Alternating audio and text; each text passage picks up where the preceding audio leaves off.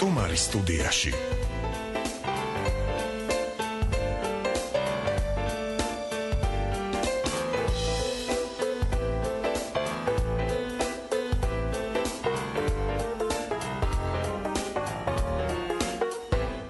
გავაგრძელეთ, ესე იგი FM 102-სა და 4-ზე ბოშები გავაცილეთ და ისევ სტუმრებთან ერთად დავჭით, რა თქმა უნდა.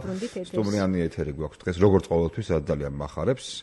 ახლაც კიდევ ერთ საინტერესო თემაზე უნდა დავიწყოთ საუბარი. დარჩენილი დრო ჩვენ გვაქვს 20 წუთი FM 102-სა და 4-ზე ჩვენ სტუმართან სასაუბროთ. გვეპატიჟებიან პროექტის პრეზენტაციაზე, რომლის სათაურით შევეცდები გადმოვთარგმნო სამყარო დაბნელებიდან დაღამებამდე. დაბნელი არა, გათენებიდან დაღამებამდე ხო ასეთი სათაური აქვს. ფილმიც არის. სწორედ ამ პრეზენტაციაზე გვეპატიჟებიან ჩვენ და ამიტომ უფრო კონკრეტულად მეტი რომ გავიგოთ ამ პრეზენტაციის შესახებ, ეთერში დავპატიჟეთ ბატონი ოთარ რითანიშვილი, რომელიც ჩვენთან არის ახლა სტუმრად, შეგვიძლია მივესალმოთ და უსვათ ძალიან ბევრი კითხვა დილამშვიდობისა. გამარჯობა, მადლობა მოგზაურობით. როგორ გზავნებით? მადლობთ, კარგად. თქვენ როგორ გზავნებით ბოშების შემდეგ? ბოშებიც ეს ხასიათს დაგვაყენეთ, ახლა რაღაცნაირად გვინდა რომ დიდ კინოს დაუბრუნდეთ ეკრანს. კინო არის და იქნება ჩარლიმ თქვა ჩაპლინმა. ხო და მართალი უთქვამს. გაგუთხარი ეგ და ახალი ამბავი გვიქვს. ნამდვილად მართალია, იმიტომ რომ აი დოკუმენტურ კინოს ეხება ეს ჩვენი პროექტი. თუმცა მე პირადად დოკუმენტალისტი არ ვარ, მაგრამ ძალიან დიდი ტრფიალი ვარ ამ ჟანრისა და აი ცოტა დიდი ხანია უკვე ეს დოკუმენტური კინო ცოტა დაბალ დონეზეა ჩვენთან და ნაკლები ყურადღება აქვს და საერთოდაც მსოფლიოში ამბობენ რომ ეს ტელეფორმატში გადავიდა და ასე შემდეგ. აი ხლა ამ პოლონელმა ჩვენმა კოლეგებმა და მეგობრებმა აჩვენეს მთელ მსოფლიოს რომ ამას ძალიან დიდი მნიშვნელობა აქვს და ეს პროექტი სწორედ ასეთია, იცით? ეს არის ძალიან საინტერესო ხედვა. ესე იგი ნებისმიერი იღებენ ქალაქს, რომელშიც არის კინოსკოლა და ამ კინოსკოლის სტუდენტებს აძლევენ საშუალებას გადაიღონ მცირემეტრაჟიანი დოკუმენტური ფილმები მათი ქალაქის შესახებ. 4 წუთი არის მაქსიმუმი. შემდეგ აი ამ პატარა ფილმებისგან დგება დიდი 1 საათიანი დოკუმენტური ფილმი ამ ქალაქში. ეს არის ტოკიო, პეკინი, მოსკოვი, კიევი და კიდევ რამდენიმე ქალაქი და აი ამათში ჩასმულია თბილისი. როგორც კინოსკოლა და როგორც საინტერესო ქალაქი. ეს ორი რამ აუცილებელია ამისათვის და ჩვენ ძალიან ბედნიერები ვართ რომ მოგვაქციეს ყურადღება და ასე თქვა. და როგორ არჩევენ ახლა მათი კონტაქტი ხო უნდა შედგეს ეს ხო ჩამოვლენ და აი ახლა ეს რამდენიმე ადამიანია დამფუძნებელი ამ პროექტისა, ეს არის მსოფლიო პროექტი.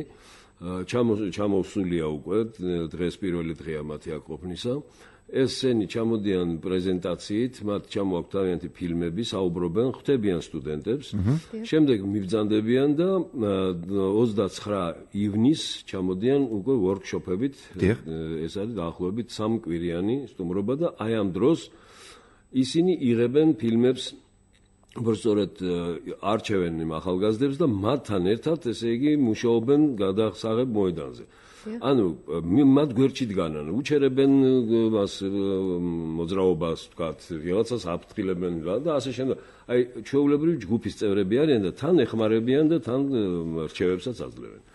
ჩვენთან სტუმრები უნდა ყოფილიყვნენ, მაგრამ მოდით ისმენეს ხო, დღეს დილით ჩამოვიდნენ თქვენ სახსენეთ, ხო? დიახ, ძალიან წარმოუდგენელი იყო და ეს ნუ ფაქტობრივად პირდაპირ მოსულიყვნენ და ასე ჩამოვიდა რამდენიმე ძალიან მნიშვნელოვანი რეჟისორი, მაგრამ კიდევ უფრო მეტი ჩამოვა შემდეგ ჩამოსვლაზე.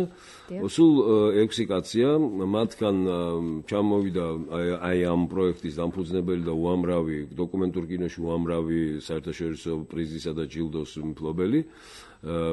ეს არის მაჩეი დემბინსკი ასეთი. თავის ფილმითაც ჩამოვიდა და აი დღეს იქნება ასე ვთქვათ ძალიან საინტერესო პრეზენტაცია და საინტერესო პრემიერა ჩვენთან ამ ფილმის. ფილმის ჩვენებაც იქნება. ფილმის ჩვენებაც იქნება.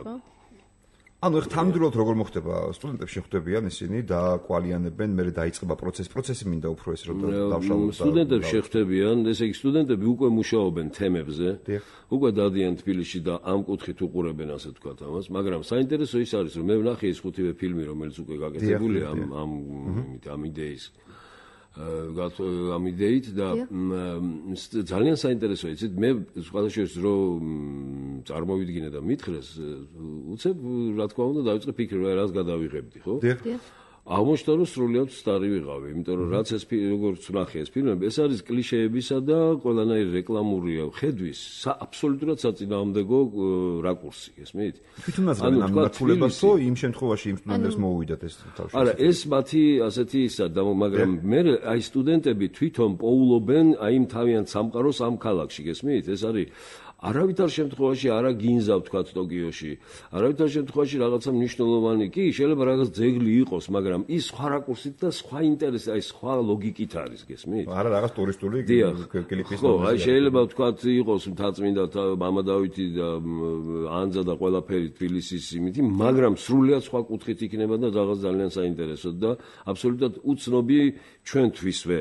გესმით? აი ამაშია ეს ისა და სლოგანი ასეთი, სლოგანი კი არის ესეთი ლოგლაინი აქვს მათ ესეთი რომ ასე ვთქვათ რა არის უფრო საინტერესო რა არის უფრო ჭეშმარიტი ასე ვთქვათ ის რასაც ჩვენ მასმედიიდან ვღებულობთ იმიდან პრესიდან ტელევიზიიდან რადიოდან ესე და ფილმებიდან და რა წარმოდგენაც გვაქვს ვთქვათ ქალაქზე თუ ის რაც არ ვიცი ჯერ და აი მაგალითად ჩვენ აღმოვაჩინეთ რომ თევზის გამყიდველის ფიქრიანი ღიმილი უფრო გამოხატავს ბეიჯინის ასე ვთქვათ პულს ვიდრე ის რაზედაც ყველა ყვება და ყველა გესმით და აი მართლა ძალიან საინტერესოა იცით ესა მაგალითად ტოკიოში ყველაზე საინტერესო ჩემთვის აღმოჩნდა იმ ეპიზოდებისაგან როგორ ასწავლის ხანში შესული მსახიობი ჭარმაგი კაცი როგორ ასწავლის პატარა ბიჭს მსახიობობას იქ ხო იცით სხვა ტრადიციაა და რაღაც ინტონაციით და იმით და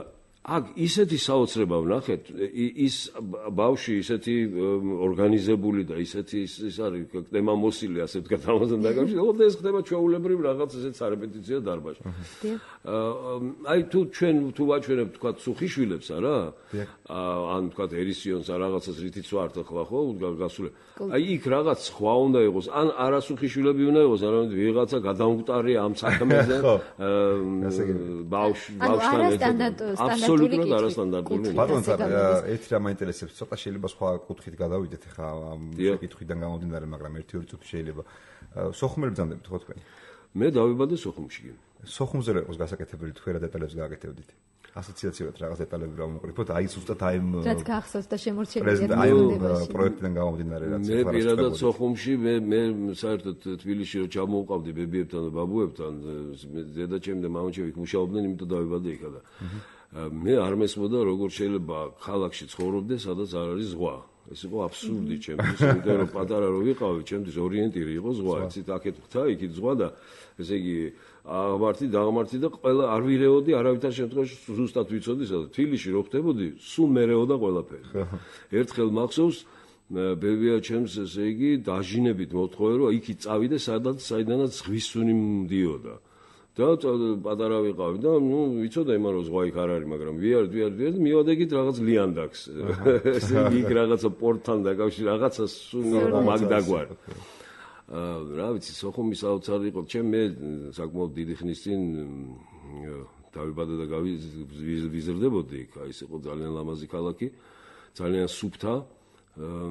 ზედმეტად ქართული სხვადასხვა, იმიტომ რომ მაშინ ქართული ინტელიგენცია, ახალგაზრდა ინტელიგენცია იყო იქ მიწვეული და უამრავი ხალხი თეატრში, ვთქვათ, მამაჩემი არქიტექტორი იყო, მის გარშემო მთელი არქიტექტორები, ისინი აი უამრავი ქართველი, რომლებიც შემდეგ მთელ საქართველოს ცნობილები გახდნენ, ეს მსახიობები, მწერლები, რა ვიცი, უამრავი ხალხი იყო იქა, რომელიც ისა და აი 27 წელზე მეტი არავინ არ იყო, იცით, ესეთი რაღაცნაირი რაღაც მოხდა და დიდი სიყვარული და ურთიერთობა იყო, რა ვიცი, ძალიან საინტერესო და ლამაზი ქალაქი იყო და მე არ დამავიწყდება ის მე დიდი ხანი აღარ ჩავედი და ამიტომ სულ ვატრიალებდი მოგონებაში, იცით, ამ ქალაქს ბავშვობაში ესე.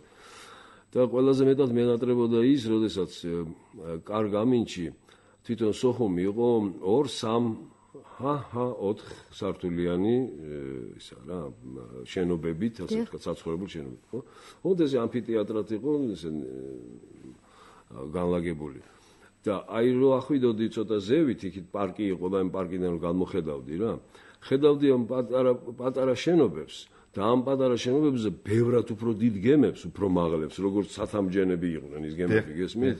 ოღონდ ის გემები მოძრაობდნენ, იმიტომ რომ ხანდახან ეს რაღაცა ზღვა ხორშება რაღაცას და რომ გაუსწორებდი თვალს, კარგამი ძალიან უცნაური რაღაცა იყო. ეს პატარები არ მოძრაობდნენ, ეს დიდები მოძრაობდნენ და ეს იყო რაღაცა მოკლედ რაღაცა ზღაპარი ესეთი ვუდუ ხო იცი რაღაცა ესეთი სხვა თემაზე გადაგიყვეთ მაგრამ არ შეიძლება არ მეკითხა მაინც ხო მაგაზე შეიძლება ძალიან დიდ ხანს ვილაპარაკოთ რომ მე მენატრება მიყვარს უამრავი მეგობარი ეს ამბავი როდის როგორ უნდა იყოს ანუ როდის გადაიღება როდის დამთავრდება დაახლოებით როგორ ეს ესე იგი არიგები რომ ანუ მე ვკითხულობ უკვე როგორ ჩვენები მაყურებელი დაინტერესებული ვისაც აინტერესებს შედეგი იმ 1 საათიანი ის ნახვის თუ ამის პრემიერას ჩვენთან ეს როგორ აპირებენ სექტემბერში იქნება სექტემბრის ბოლოს იქნება პრემიერა ამისი და ტრადიციულად თითოეული ამ ქალაქზე თითოეულ ქალაქზე გაკეთებული თითოეული ფილმის პრემიერა ტარდება ბრიუსელში. ანუ ევროკავშირის მასშტაბით არის ეს პროექტი რაღაცნაირად. და რაც რამაც ძალიან გამახარა ის ადამიანები რომლებიც იღებენ ამაში მონაწილეობას, ანუ ბავშვები, ახალგაზრდა სტუდენტები, ხო, რეჟისორები, რომლებიც შეადგენენ ამ საავტორო სიას, ასე ვთქვათ, ისინი სწავლენ ბრიუსელში და ლოდში. და ორი სიტყვა მინდა ვთქვა იმის შესახებ, რომ ლოძის სკოლაა ეს და ლოძის სკოლა არის ძალიან მნიშვნელოვანი სკოლა საერთოდ მსოფლიო კინემატოგრაფიულ სკოლებს შორის. ის არ არის ისეთი ფანტასტიკურად აღჭურვილი, როგორც ვთქვათ, შეიძლება რამდენიმე სკოლა არსებობს, ვთქვათ, იაპონიაში, ჩინეთში, ანუ ამერიკის შეერთებულ შტატებში, მაგრამ მიუხედავად ამისა, საკმაოდ დიდი სუბსიდირება აქვს სახელმწიფოსაგან და კერძო სექტორისაგან და რაც მთავარია ტრადიციულად ისინი აერთიანებენ დასავლურსა და აღმოსავლურს, ანუ აი აღმოსავლეთ ევროპულსა და საბჭოთა კინოსკოლას, გესმით? და აი ამ ყველაფერს მოიცავენ. ამიტომ მათ ან სწავლობს მთელი მსოფლიო. ამიტომ საინტერესო ხო. მათ უამრავი კორეელი სწავლობს, უამრავი თქვათ არაბული ქვეყნებიდან რაღაცეები, მთელი მსოფლიოდან, ამერიკელები, ესპანელები სწავლობენ ბლომად. ჩვენი ქართველებმა აი ტატო კოტეტიშვილმა დაამთავრა მათთან და ნუ ყველა მაგის მეგობარია ხო იცი ქართველი ყველას უყვარს და არის ერთი ამბავი ტატო იქნება ესენიც კითხულობდნენ ახლა უკვე ხან შესული ხალხის მეკითხებოდა კიდე რა მაინტერესებს ბატონო თარ ეს ისეთ ქალაქები ჩამოთვალეთ ტოკიო მითხარით კიდევ სხვა ქალაქები ანუ თბილისი როგორ მოხვდა ამ ყველაფერში ხო არ გაქვთ ინფორმაცია ყუფარაძემ დარეკა ჩავაწყეთ რამენაირად თუ როგორ დაახლოებით აქ ყუფარაძის როლი შეასრულა დათო ჯანელიძე რომელიც შეხვდა ერთს მეორეს მაჩეი დრიგასი არის კიდევ ერთი ესე იგი ერთ-ერთი ავტორი მოკლედ ამ ადამიანებს სრულიად შემთხვევით სადღაც შეხვდა ფესტივალზე კინოსკოლების ის არის ხოლმე რაღაცა შეხვედრები დაინტერესა მოკლედ როგორც ხო და ეს დაინტერესდა და უთხრა მოუყვა მე ჩვენი კინოსკოლის მიუხედავად იმისა რომ ძალიან ღარიბები ვართ და ძნელია ჩვენთვის რაღაცების გაკეთება მიუხედავად ამისა უკვე რამდენიმე წელია სტაბილურად ვიღებთ რაღაც გრან-პრის იმას ამას ყველა მხრიდან ჩამოგვაქვს პრიზები და თან მნიშვნელოვანი პრიზები აი ამ ფორუმებიდან ასე ვთქვათ ნუ სტუდენტური ფორუმებიდან ეხლა მე წელს აი რაღაც 2-3 კვირაში მივიდივარ თელ-ავივის საერთაშორისო ფესტივალზე და იმედი მაქვს რომ იქიდანაც რაღაცას წავიღებ დათომ უკვე ორი ჩამოიტანა იმიდან პორტუგალიიდან და ბულგარეთიდან და აი ესე ხდება რომ რატომღაც ჩვენი ბავშვების მიერ შეიძლება ტექნიკურად უფრო ნაკლები საშუალებებით და ფინანსურად ნუ ბევრად ნაკლებად ანუ იდეებს ხედავთ კი და არა ამან განაპირობა ის რომ აი ეს ყურადღება ასე ვთქვათ მაინც ბავშვებმა თვითონ განაპირობას ეს იმიტომ რომ ჩვენი სკოლის დონე ამით ფასდება და ინტერესი ჩვენს მიმართ არის მაგის გამო რომ ჩვენი სტუდენტები საინტერესო არიან სხვებისთვის თავად სტუდენტებისთვის რამდენად დიდია დაინტერესება ანუ რამდენი სტუდენტი სწავლობს თუნდაც თქვენ სკოლაში სტუდენტი ბევრია ახლა პირველიდან მეოთხე კურსის ჩათვლით ბევრი მე ხა მეშინი არ შემეშალოს რაღაცა მაგრამ საკმაოდ დიდია პირველ კურსელები ვერ იღებენ მონაწილეობას და მეოთხე კურსელები ანუ დიპლომანტები ვერ იღებენ არც ალიათ ამისათვის ისინი დაკავებულებიან თავიანთი თუმცა ერთმა ორმა გამოთქვა სურვილი რომ ეგებ მოვასწროთ და მოახერხოთ დაინტერესება დიდია სტუდენტების მხრიდან. დიახ, და დასასრულისკენ აქვე მივაგენი პრეს-რელიზში, რომ გარდა პრეზენტაციისა იქნება კინოჩვენებები, გაწერილია დღეების განმავლობაში. დიახ, ეს სტუდენტებისთვის თუ უკვე საზოგადოებაში შეიძლება ჩაერთოს? სტუდენტები, რა თქმა უნდა, ყველანი იქნებიან მეტწილად, მაგრამ მთელი საზოგადოებისთვის არის ეს გათვლილია. ეს არ არის სტუდენტური ფილმები, ეს არის ავტორების ფილმები, რომლებიც არიან დოკუმენტალისტი ავტორები, იცით, ეს არ არის ქრონიკიორები კი არ არიან, ესენი არიან შემდგარი რეჟისორები. ძალიან საინტერესოდ აყენებენ ხოლმე საინტერესო კუთხით ყოველთვის თავიანთ პრობლემას და ამიტომ ისინი ისე და კინემატოგრაფისტები მაღალი დონის. ასე რომ მაგათ ფილმების ნახვა ძალიან საინტერესოა. ჩემთვისაც ძალიან საინტერესო გახდა, მე იმიტომ ვიკითხე დასაწყისშივე, როდესაც იქნება საბოლოო ჩვენება, იმიტომ რომ როგორც ამიწერეთ ის ფორმა თვითონ ამ 4 წუთიანისგან შემდგარი და მათი თვალით დანახული გაცილებით მაინტერესებს ახლა მეტად სიმართლე გითხრათ, ვიდრე ვთქვათ იგივე რაღაცა წინასწარ დარეკლამებული დოკუმენტური ფილმი თბილისზე ვთქვათ. ეს ნაკლებად მაინტერესებს, შეიძლება იქ რაღაცა უკვე გრძნობდე რომ ნაკლები ინტერესებს. მე ეგრე ვარ ზუსტად.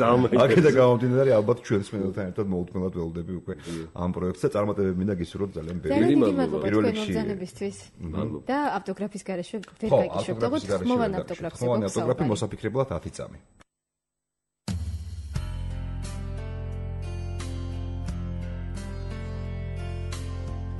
ავტოგრაფი პიკისაც.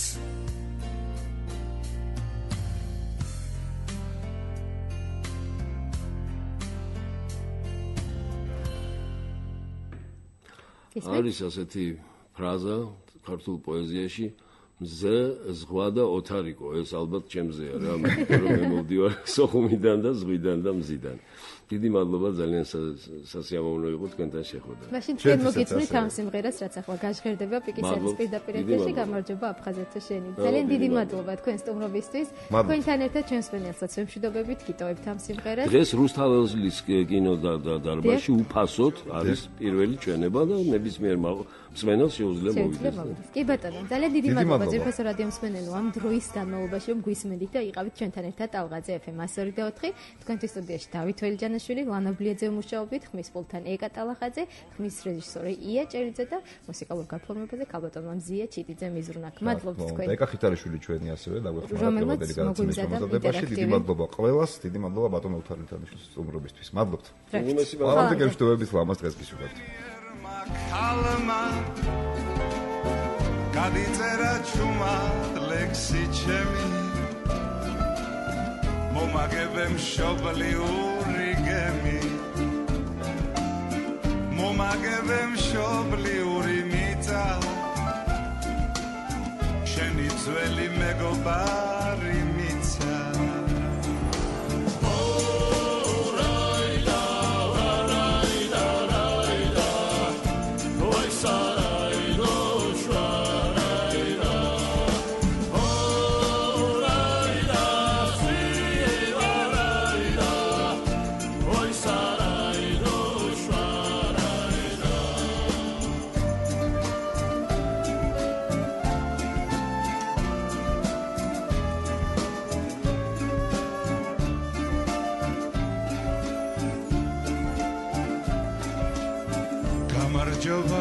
აფხაზეთო შენი შაუზღვაო თეთრო სანატორია მომენადრა შენებური ეშხი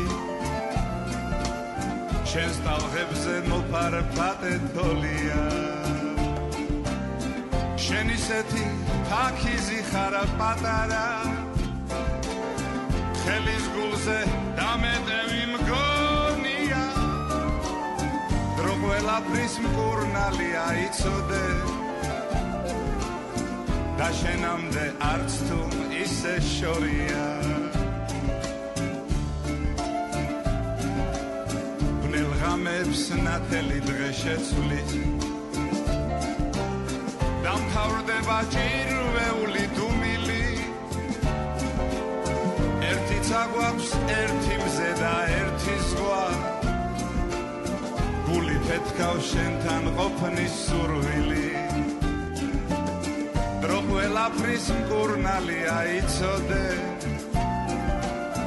და შენამდე არც თუ ისე შორია